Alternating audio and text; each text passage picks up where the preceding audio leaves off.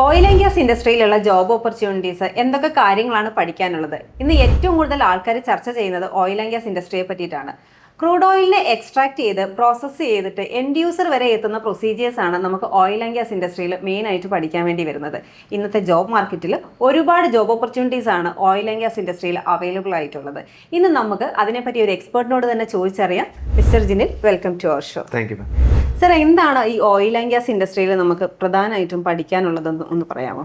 Oil and gas ഇൻഡസ്ട്രിയിൽ നമുക്ക് മെയിനായിട്ട് പഠിക്കാനുള്ളത് ഓയിൽ ആൻഡ് ഗ്യാസിൻ്റെ ആ ഒരു പ്രോസസ്സിങ് സ്റ്റേജസ് ഉണ്ട്. 3 സ്റ്റേജസ് വരുന്നുണ്ട് പ്രോസസ്സിങ് സ്റ്റേജസ്. അപ്പ് സ്ട്രീം ഉണ്ട്, മിഡ് സ്ട്രീം ഉണ്ട്, ഡൗൺ സ്ട്രീം ഉണ്ട്. പിന്നെ അതുപോലെ തന്നെ ഡ്രില്ലിങ്ങിൻ്റെ ടെക്നോളജീസ്, നമ്മളിപ്പോൾ ലേറ്റസ്റ്റ് ആയിട്ട് യൂസ് ചെയ്യുന്ന ടെക്നോളജീസ് ഏതൊക്കെയാണ്, പണ്ട് കാലത്ത് യൂസ് ചെയ്യുന്ന ടെക്നോളജീസ് ഏതൊക്കെയാണ്, അതുണ്ട്. പിന്നെ നമുക്ക് വരുന്നത് ഇതിൻ്റെയൊക്കെ വെൽഡിംഗ് ഇൻസ്പെക്ഷൻ്റെ ഭാഗമായിട്ട് QA/QC സെക്ഷൻ വരുന്നുണ്ട്.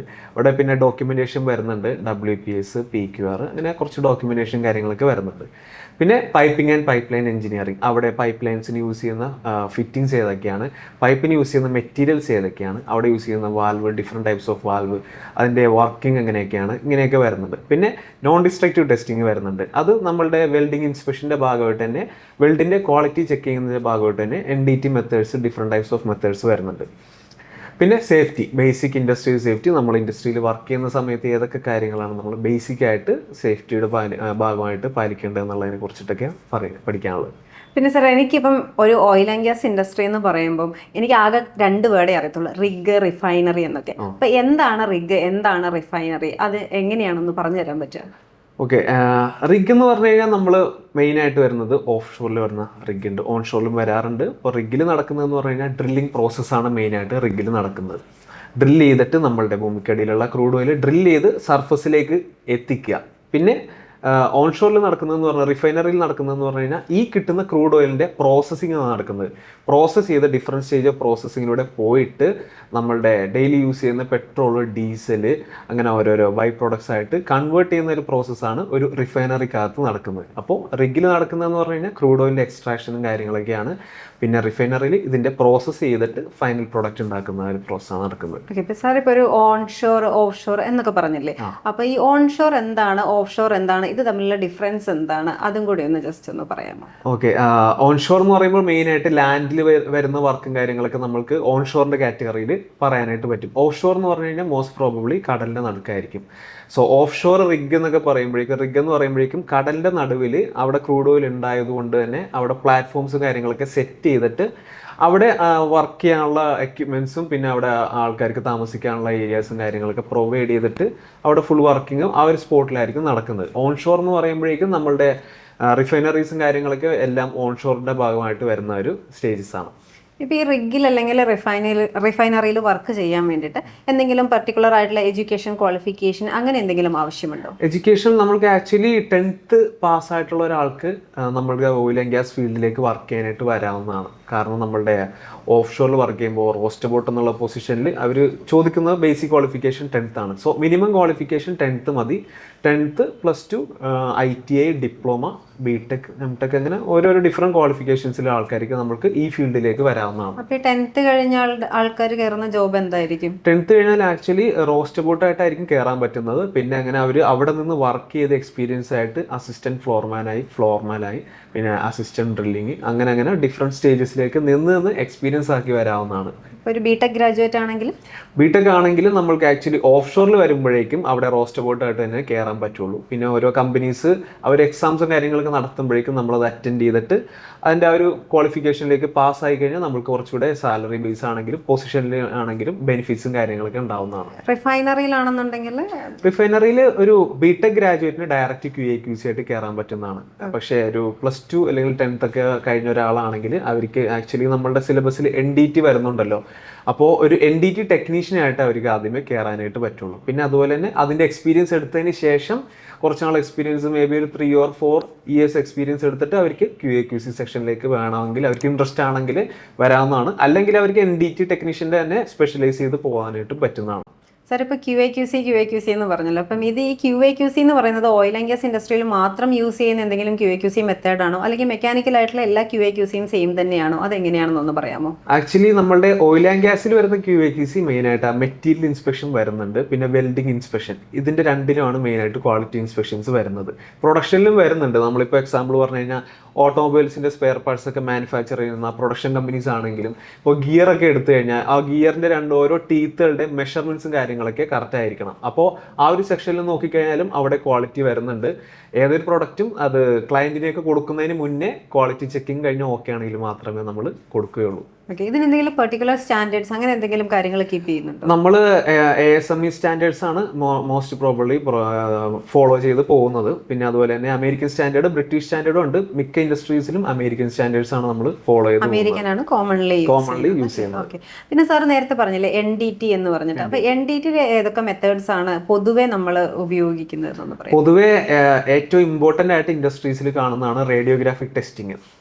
അതായത് റേഡിയേഷൻ്റെ സോഴ്സ് വെച്ചിട്ട് നമ്മൾ ആ ഒരു വെൽഡിങ്ങിൻ്റെ ആ ഒരു പിക്ചർ ഇമേജ് ഫിലിമിൽ എടുത്തിട്ട് അതിൻ്റെ ഇൻറ്റേർണലായിട്ട് അതിൻ്റെ അകത്ത് എന്തെങ്കിലും ഡിഫക്റ്റുകൾ ഉണ്ടോ എന്ന് ചെക്ക് ചെയ്യലാണ് റേഡിയോഗ്രാഫി കൊണ്ട് ഉദ്ദേശിക്കുന്നത്. പിന്നെ നമ്മൾക്ക് അൾട്രാസോണിക് ടെസ്റ്റിംഗ് മോസ്റ്റ് കോമൺ ആയിട്ട് യൂസ് ചെയ്യാറുണ്ട്. ബാക്കി വരുന്ന ടെസ്റ്റിംഗ് LPT, MPT, പിന്നെ വിഷ്വൽ ടെസ്റ്റിംഗ്. മോസ്റ്റ് കോമൺ ആയിട്ട് എൻ്റെ ഒരു അഭിപ്രായത്തിൽ റേഡിയോഗ്രാഫിയും അൾട്രാസോണിക് ടെസ്റ്റിങ്ങും ആണ് കുറച്ചുകൂടെ ഹൈലി റെക്കമെൻഡ് ചെയ്യാറുള്ളത്.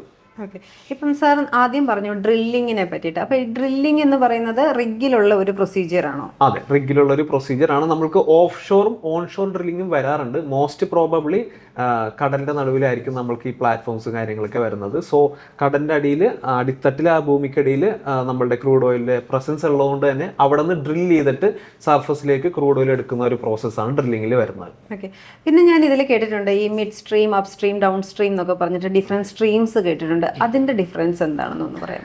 അപ്പോൾ നമ്മൾക്ക് ഈ ഓയിൽ ആൻഡ് ഗ്യാസിൻ്റെ മൊത്തമായ ഒരു പ്രോസസ്സിനെ നമ്മൾ 3 ഘട്ടങ്ങളായിട്ടാണ് ഡിവൈഡ് ചെയ്തിരിക്കുന്നത്. അതിലാണ് ഫസ്റ്റ് വൺ അപ് സ്ട്രീം ഉണ്ട്, മിഡ് സ്ട്രീം ഉണ്ട്, ഡൗൺ സ്ട്രീം ഉണ്ട്.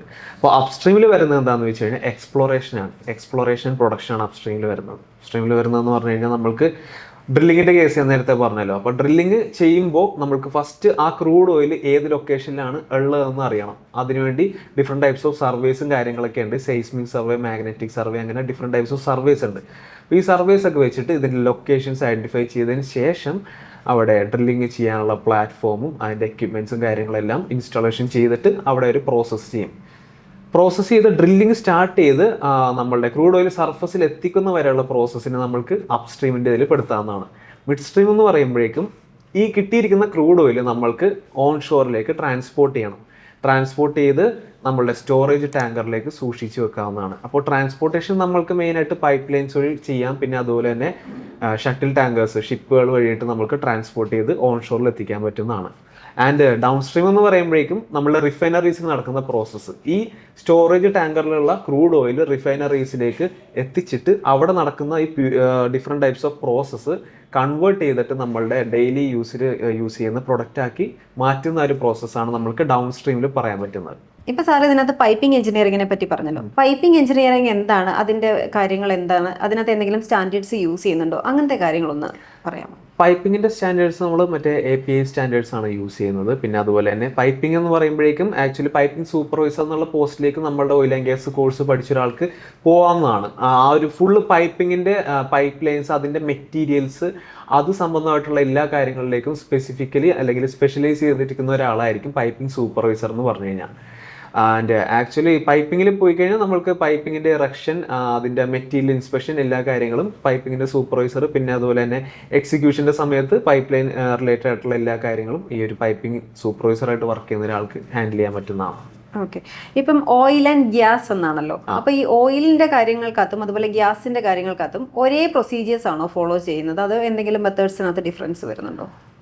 റിഫൈനറിക്കകത്ത് വരുമ്പോഴേക്കും നമ്മൾക്ക് പ്യൂരിഫിക്കേഷൻ, ആക്ച്വലി നമ്മൾ ബേസിക്കായിട്ട് ചെയ്യുന്നതെന്ന് പറഞ്ഞു കഴിഞ്ഞാൽ അവിടെ വരുന്ന ക്രൂഡ് ഓയിലിനെ നമ്മൾക്ക് എത്രത്തോളം പ്യൂരിഫൈ ചെയ്യാൻ പറ്റുമോ അത്രത്തോളം നമ്മൾക്ക് അതിൽ നിന്ന് ബൈ പ്രോഡക്ട്സ് കിട്ടും.